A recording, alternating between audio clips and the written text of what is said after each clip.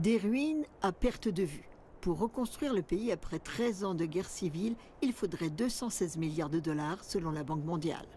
Déjà en mai dernier, cette question était au cœur de la rencontre entre le président par intérim, Ahmad El-Shareh, et l'Américain Donald Trump. Première étape, la levée de toutes les sanctions occidentales, cruciale pour l'ex-djihadiste qui, lors de la réunion à Riyad, a chaleureusement remercié le président américain pour un premier effort. La décision de lever les premières sanctions a été une décision historique et courageuse qui a soulagé les souffrances du peuple, contribué à sa renaissance et jeté les bases de la stabilité dans la région.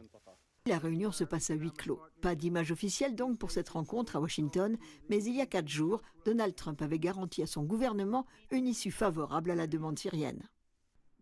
C'est une situation difficile, mais beaucoup de progrès ont été réalisés. Nous avons levé les sanctions à la demande de la Turquie et à la demande d'Israël.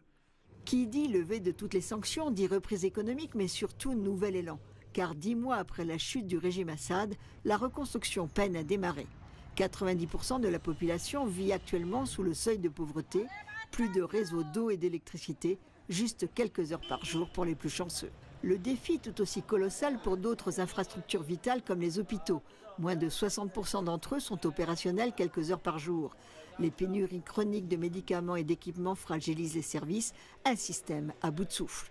La levée des sanctions ne sera effective que début 2026. Damas compte sur le Qatar pour assurer le paiement des salaires des fonctionnaires et sur la Turquie pour l'acheminement de l'aide humanitaire. En attendant, le président syrien en a profité pour partager le sport national américain, panier à 3 points dans chaque camp.